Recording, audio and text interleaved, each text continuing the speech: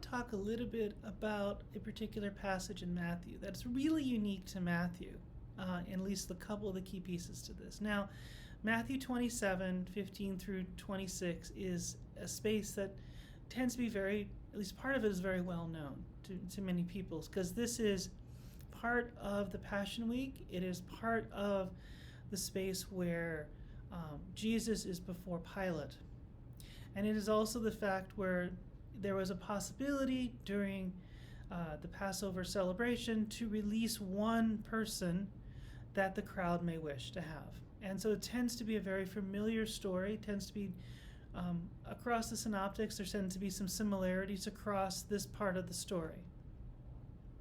And in the end, it turns out that that Jesus is not the one the crowd wishes, but that Barabbas is the one that ends up getting freed by the crowd.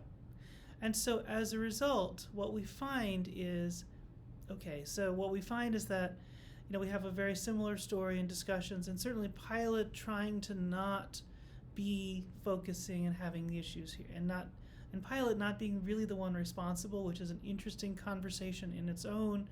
And much has been talked about these spaces on their own.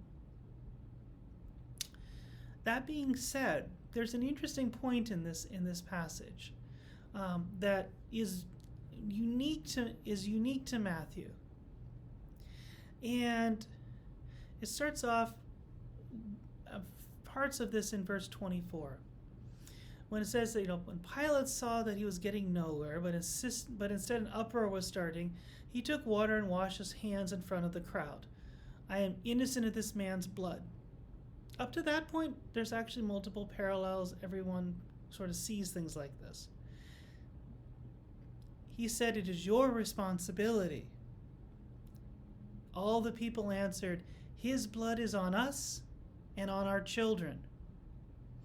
Then he released Barabbas to them.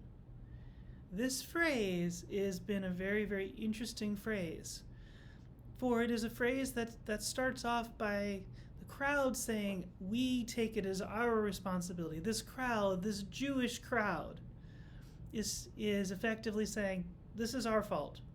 We take responsibility. Now, this is an interesting question. This is an interesting aspect. It's also interesting because Matthew would have considered himself a Jew, but also would have been a believing Jew. So maybe that's a different way to look at this. So then the question becomes, what are we to do with this? And in fact, what is unfortunate is that this particular verse, his blood is on us and on our children, has been used historically and to justify, and I would say unjustly and incorrectly in the text, for a whole range of injustices against the Jewish people. Jews being called Christ killers. This was the thing that created many of the pogroms, or at least was the justification. Now, maybe it was a case if they could just find a verse out of context and do that. It would not be the first time that Christians would have done this as a way to go after other individuals. But this is clearly, does not seem to be the main point. It's like, hey, let us now do this. But it does end up giving you an indication that there's some stress, particularly from Matthew's perspective, between the Jewish and the Christian communities. And I think that's undeniable at this time frame. I think it's undeniable even, just before the Jewish Revolution and after the Jewish Revolution. There's many things historically that would point to that. And this does give you the sense at the time of the Gospel of Matthew's writing is what is the relationship between the Jewish and Christian communities? What's happening here? And in general, we know that after the revolution that the Jewish communities made a clear point to make separation between them and the newer Christian communities that also had a Jewish flavor to them. In making sure that scripture was separate and making sure other interpretations were separate.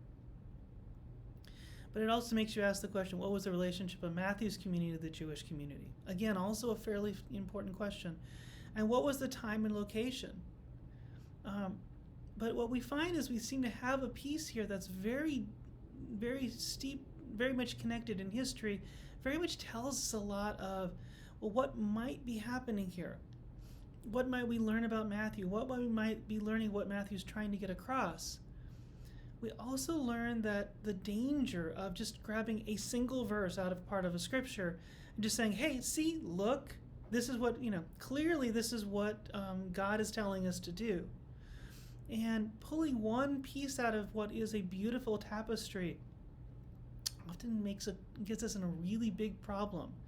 It often causes great pain and suffering, and something we should never be quick to do or ever quick to be thinking about for those individuals. And this is one of the reasons that studying Scripture, wherever you sit on whether you believe Scripture or don't believe Scripture, to understand it and have a deeper sense of it makes a huge difference in any of these areas.